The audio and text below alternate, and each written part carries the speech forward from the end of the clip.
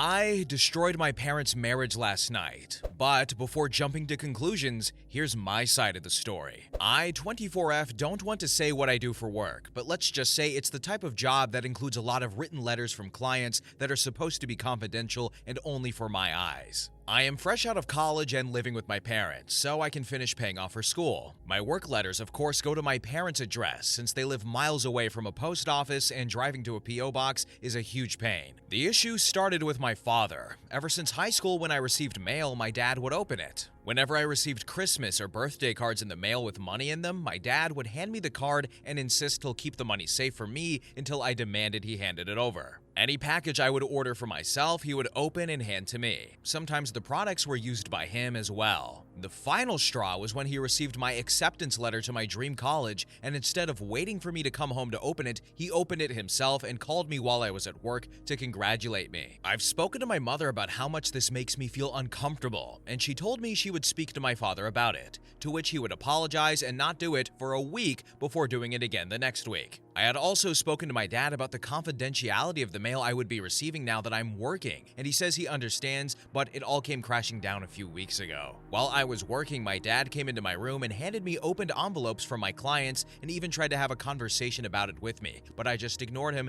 until he got the hint and left. After work, I yelled at him for violating client confidentiality, to which he got defensive and said that I live in his house and any mail sent to his house would be read by him. I was furious. That next week, I thought I would take revenge on my father by going to the mailbox and reading his mail. But what I found was what ended my relationship with him. I had found credit card statements on jewelry and restaurants that were too fancy for my dad to go alone, and I don't remember the last time my dad took my mom on a date nor bought her any jewelry. I also found a letter addressed to my dad from a woman who stated how tired she was for hiding this relationship for so long and how she is so desperate for his letters to reach her. When my dad noticed the mailbox was empty, my dad ran back in the house as white as a ghost. He walked into the kitchen to see me and my mom in the kitchen reading his mail. Before the fighting could start, my mom asked me to leave the house. So, I drove to my aunt's house, who lives 45 minutes away, and explained everything. I came back after 2 days when my dad's stuff was gone.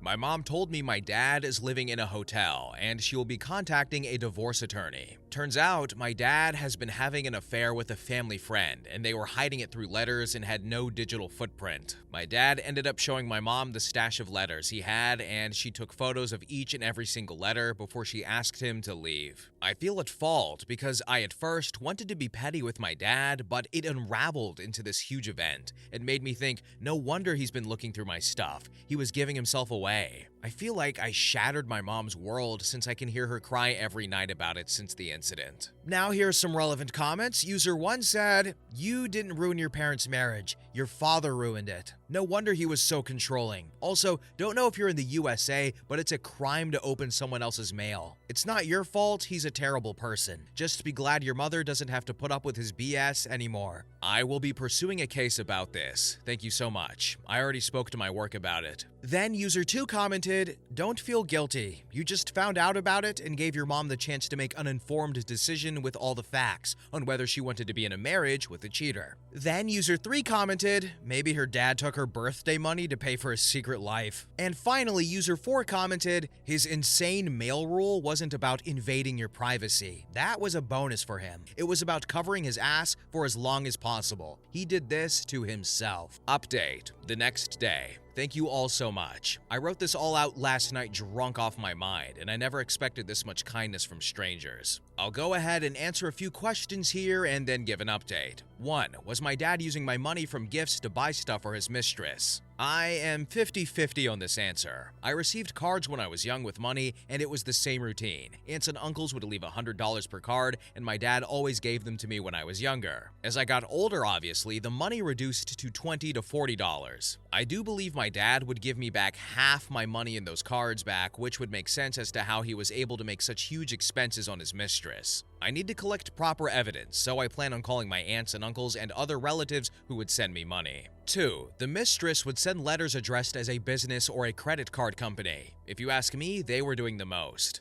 When my mom would check the mail, she would see the letters that were addressed to my dad as bills or some crazy BS and never open them because she doesn't handle the bills. A lot of packages were sent by the mistress as well, which is why he went through my packages, and I don't want to imagine what kind of crap she was mailing him. Now for the update. Like I said before, it's been a few weeks since it happened. I've been doing my best to comfort my mother while she deals with all the legal business and my dad's constant appeals to my mom to apologize and begged for forgiveness. I've been an ear to listen to her, and she keeps spiraling between wanting to forgive him and cursing him to hell. I told her my own personal opinion, which was to never take back a cheater. She did basically everything for him, and she wouldn't see it as her not being enough for him. That's his fault for not appreciating her. The mistress was also a married woman. My mom reached out to her husband, sending him the letters she had taken photos of. They even had a long phone call together about what was going on. He initiated the divorce, and the mistress is now angry at my father for not being more careful. The mistress's ex-husband, who I will call Henry, has been a best friend of my mom's throughout the legal cases. I hear the mistress is still reaching out to forgive him, which I honestly think is very funny since my dad is doing the same thing. She was financially dependent on Henry, and my dad isn't making enough at his job to support the lifestyle she wants. Yesterday, Henry asked my mom to come out to lunch with him. They've been sad shut-ins for the past few days, and they agreed to go and get some fresh air. I encouraged my mom to do as such, and told her to call me if my dad or the mistress decide to show face when they went, just so I could pick her up. My dad hasn't apologized to me at all about reading my mail. In fact, he's called me and left me voicemails, telling me that this whole situation was my fault. Then going and crying, saying he regrets everything and he hopes he can still be my dad. I honestly don't know what to do with him right now other than ignore him. I don't know if there will be another update, but I will if something major happens. Again, thank you so much for the supportive comments, and I hope some of what I said clears things up for all of you. Aw man, this is unfortunate. It's definitely one of those times where you see it and you're like, oh, everything makes sense. How could I not see it?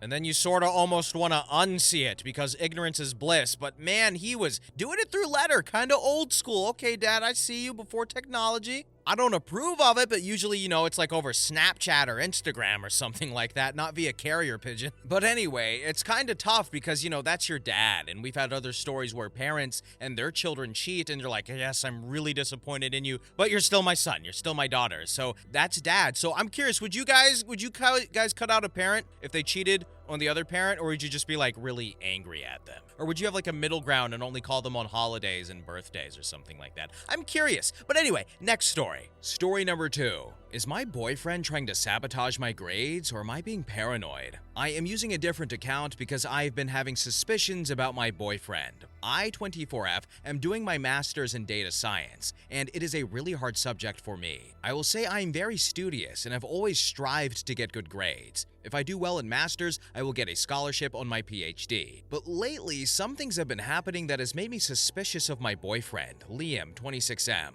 We have been dating for 5 years now. We met in college. Liam has no interest in higher studies and wants to do business, but he knows how important my studies are for me. So, it started happening almost a few months ago. It was my midterms and I am always on time. But that day, I woke up 15 minutes late. I swear I did put the alarm right, I never miss it, but on that day, I missed it. Luckily, there was no harm done, but then again, I lost my report I was doing. I got a lot of crap because of that from my supervisor. I thought maybe I misplaced it. I found it inside the nightstand of Liam's side. When I asked about it, he made an excuse that I must have kept it. The thing is, I never touched his side of the nightstand unless I'm cleaning it. Then one time, Liam arranged a family dinner right before an important presentation of mine. He knew not to disturb me during any of those exams and crucial times. I was angry with him. He told me I was being selfish by only thinking about grades and school and never focusing on him. This is almost like a pattern. He would always have some big things planned before my quizzes and exams or project presentations.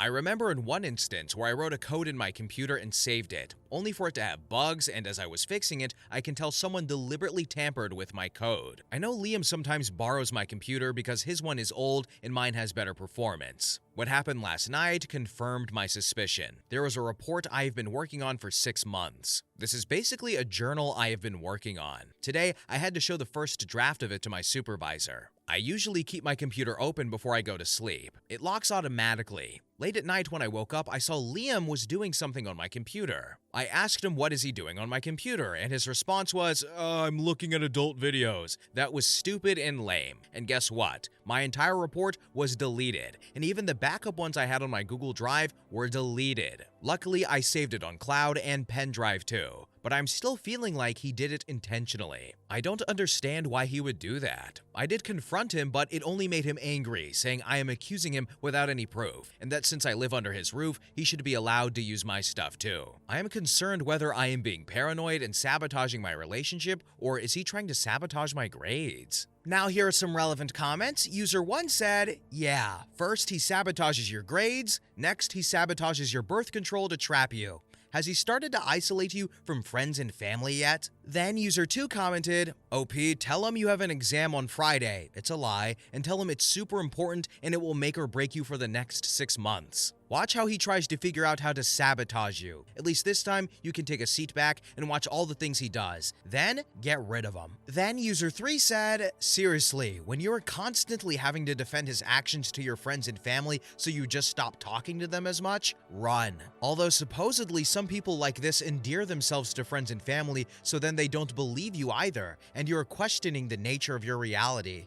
And after that, user 4 commented and said, friend, there are no red flags big enough to wave at you. Flee, take your stuff and leave. Don't give warning. Just coordinate your friends to help you and go. He will eventually do something to ruin your chances of graduating. Then he will sabotage your job. He's jealous and he'll keep lying. You know what you saw. Don't let him gaslight you any further. The best predictor of future behavior is past behavior. Is this the future you want? After that, then user 6 said, OP, he is brazen about his disdain for everything you are working towards and for. Never stay with someone who does not respect you. He is showing absolute disdain towards your goals. Disdain and sabotage are neither love nor respect. In a sea of millions of men, I promise you there is one out there that will love you, support you, and respect you. This guy doesn't love you or respect you, let alone support your goals. Then another user commented and said, okay, he's extremely jealous that he isn't your only focus. It's a narcissist trait. Run, run, and run again. Don't make a decades-long mistake like I did. He will deliberately ruin everything for you. Then user 7 said in the comment section, if it isn't jealousy, it's control. A woman with a master's in data science and gunning for a PhD will have no problem supporting herself and is therefore able to leave dead weight behind. The dead weight can try to gaslight and destroy chances now, but once those degrees are under OP's belt, then there's no way Liam will be able to even get tickets to her league. Then user 8 said, OP, reread what you wrote. Why are you even questioning yourself? He needs to be gone. He quite literally tried to destroy 6 months of hard work and research out of pure unadulterated selfishness. There is no redeeming that. You cannot communicate out of that. He needs to be kicked out today, or you need to leave because he will destroy your academic and professional future out of spite and jealousy given the chance. Do not give him another chance.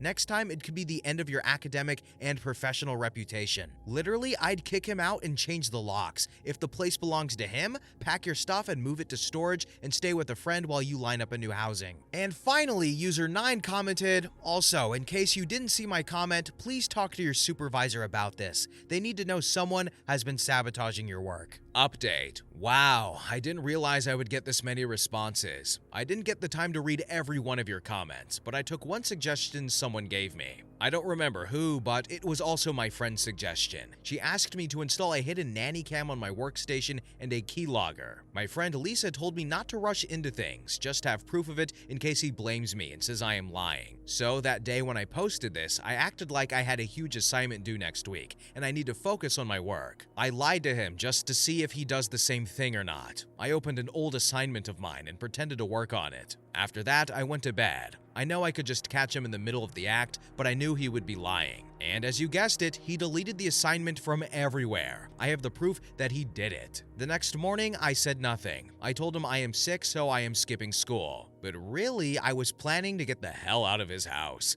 Lisa came along with other friends and helped me out. It was quick because we were 5 people. After I was settled in Lisa's house, I messaged him and said, I know what you did. I'm breaking up with you and moving out. Don't try to contact me or try to reach out. We are done. I blocked his number. I don't know where he is or what he is doing right now, but but I heard from one of my distant friends that he has been asking for me. I don't know what to do next. I am literally scared to even go out. I am trying to see if I can attend my classes online instead of going to campus. Now here's some more relevant comments. User 1 said, "Great job taking quick action for your own self-preservation and future. I'm guessing you already did, but be sure to change all of your passwords right now. And don't let the jerk keep you isolated. Go to class. Just be aware of your surroundings. Carry pepper spray. And have campus police on speed dial on your phone. If he approaches you, tell him to get away and stay away from you now. If he fails to do that, call campus police immediately while he watches, and keep a couple of good friends on speed dial for whenever you just need a gut check." He sounds mostly manipulative and emotionally abusive so far. Not physical from what you've said, but you never know what the response will be when they're called out and rejected for their behavior. And as others have said, get a restraining order if he keeps approaching you after you've told him not to. Thank you for your comment. I couldn't have done it without people advising me and my friends. Then user 2 commented and said, "A selfish part of me wishes we could have known his reaction to being exposed, but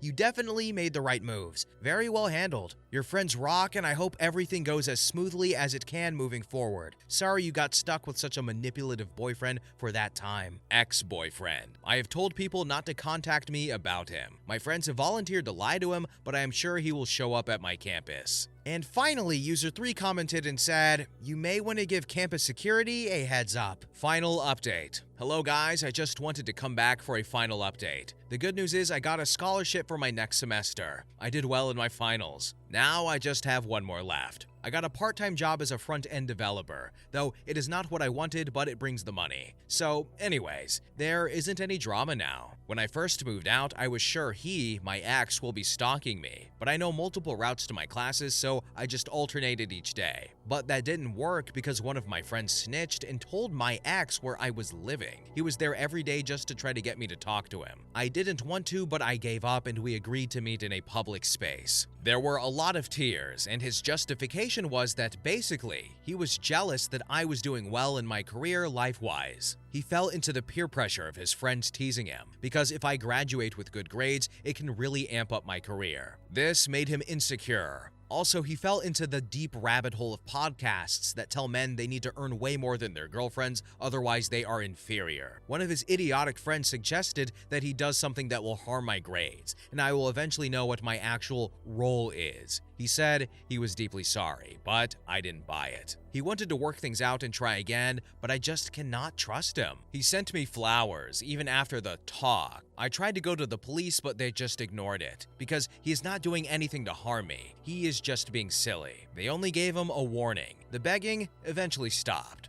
I think it's because he has a new girl now. I wish there was a way I can inform her about all the stuff he has done, but I will be the crazy ex then if I do. I am a little heartbroken because he moved on so easily, but I cannot blame him. We were not together, so he has every freedom. But I do mourn the relationship we used to have, but that's all. I will be focusing on my PhD now and probably try to heal from all of this. And here are some final relevant comments. One user asked, "What happened with the friend who snitched on you to your ex?" I do not talk to her anymore, and neither do my other close friends. At least I have good friends. And then OP replied to another comment informing her that she should tell the ex-boyfriend's new girlfriend. I can inform her through the grapevine, but I'm not sure if it will work. Oh my goodness, I've never read so many comments for a post before on this channel. But anyway, yeah, thank goodness that OP had the keylogger and the evidence, and she caught him and, left him and said, "Hey, I'm gonna leave now." And then that horrible friend snitched.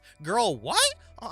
Get yourself out of here. We don't need you. Bye. But, at least he didn't get violent with it. Like, I guess that's the silver lining. But you know what? Some people got into his head, and he got some bad advice and some bad videos on the feed and started with the podcast. It's the podcasts or the forums or the bros or the dudes or some guy who just has terrible takes. And then it just birthed insecurities and sabotage in the worst way at the possible cost of OP's future. But thankfully, it didn't get to that. Next story. Story number 3. Am I the a-hole for not leaving the bathroom when a child needed it? Hey everybody, this sounds kind of stupid to me, but maybe my perspective is wrong. My friend/roommate, M30s, who we can call Kevin, has an 11-year-old daughter who we can call Rachel. For context purposes, she has no physical disabilities or bladder control issues. She doesn't live with us full-time, but she does come every other weekend and on some weekends for visitation. Every time she does, she's always expecting people to do a lot of stuff for her that she could do herself, such as my dad will carry my stuff, get my drinks, plates, my food,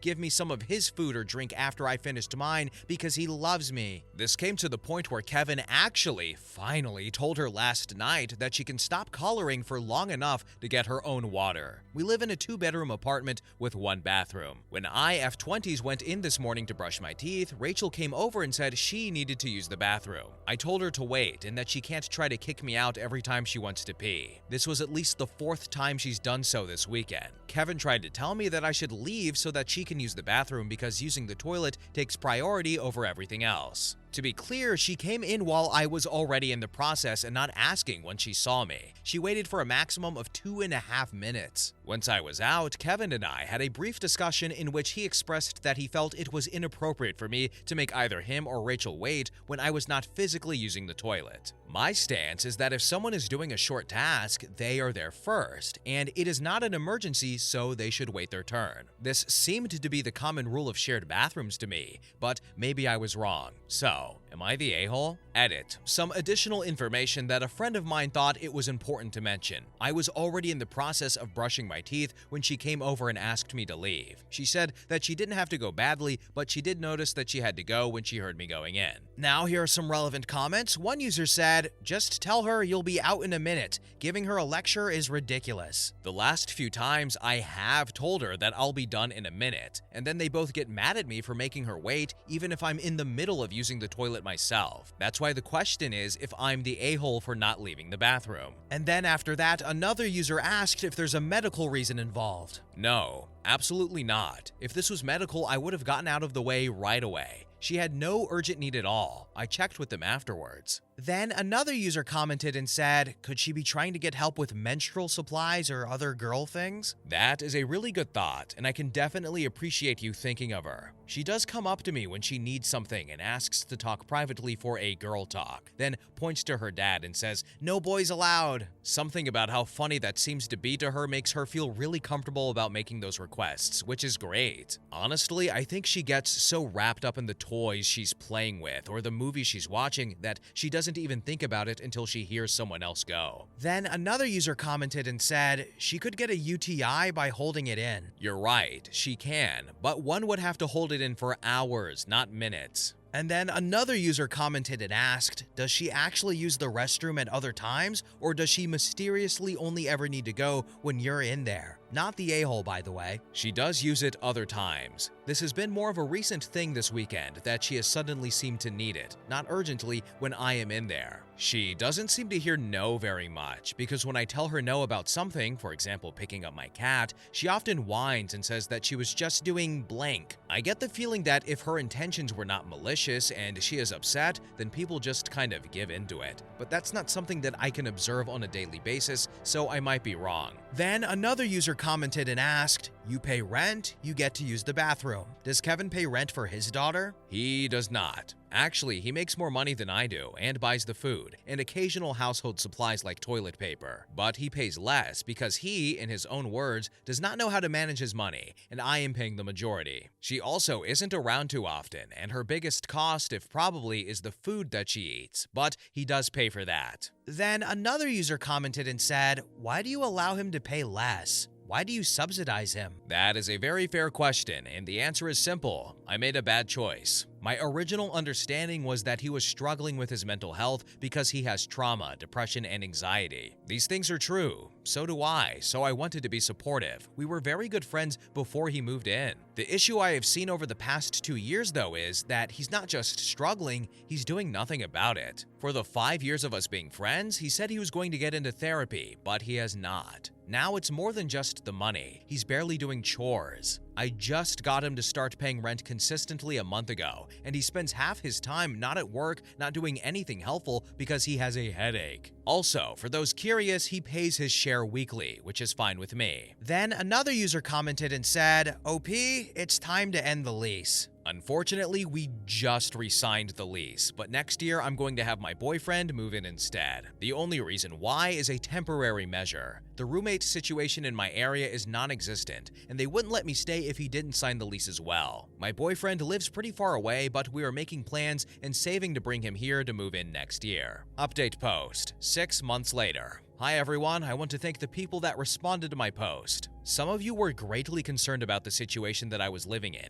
and mentioned that my roommate was taking advantage of me. You were right. He was told in no uncertain terms that he was to leave within 30 days after he had not paid rent yet again. We tried conversations, but they all turned back on how after months of not stepping up to the plate of shared responsibilities, it was somehow my fault. He claimed that it was because he spent too much money feeding himself, myself, and Rachel that he could not pay rent. But I feed myself on about $50 a week with a fairly healthy diet. He claimed that he could not help clean much because he was too exhausted from his job. But I used to do something similar, and I cleaned after myself and my mom. She was sick and could not do much. He claimed that everything was my way or the highway and that I never listened to him, right after admitting that I was always supportive, encouraging, and ready to listen. He claimed that I was making his life difficult. When he was told to leave, he behaved as though he was an angry teenager being grounded. He tried to say that he was going to get lawyers involved, although by law where I am, I only had to give him 2 weeks since he had procrastinated for so long on signing the lease that he was only able to sign as a co-signer and not a tenant. The extra 2 weeks he received were not required. He said I've made his life awful ever since his daughter was diagnosed with diabetes. And for context, I had to do most of the parent-type conversations on following house rules because he was too overwhelmed. If I did not want to be tripping over her things, stepping on her toys, picking up her food, garbage, and more, then I had to ask. Otherwise, he would just ask her to do it, then sit idly by as nothing changed an hour later. That was just me trying to survive the times she was there. He also said that I was heartless and cruel for making him homeless and on the holidays, and that I ruined his life. Even though he cared about me, I clearly did not care about him and that I was just like everyone else. He hoped I was happy. He was glad I was alone and told me good luck paying rent now. The point is, you were right. You were so right.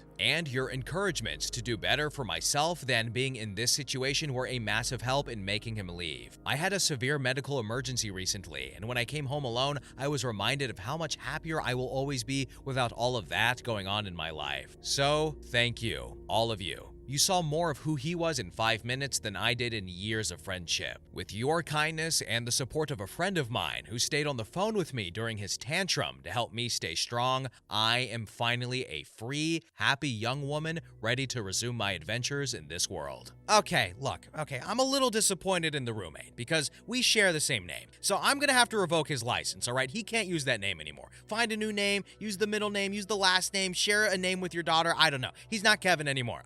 Also, as for the story, I like how as soon as money was brought up in the comment section, everyone was like, okay, hold up on the bathroom stuff, girl. We need to talk about this rent situation. But also, I'm curious, what do you guys think about the bathroom aspect of this? I feel like if it's not an emergency and you're in the middle of something quick, then most of the times you can hold it for 1, 2, maybe 3 minutes, right? I don't see that as a big deal. Like, if I'm brushing my teeth, y'all can wait the 30 seconds, 1 minute it takes me to brush my teeth or whatever. It's not like I'm putting my face on or doing my nails or my lashes. No, I'm brushing my freaking teeth. But anyway, what do you guys think about the bathroom etiquette? What do you think about the story? And anyway, guys, we are at the end of the video. Thank you all so much for watching and have a good day. Bye-bye.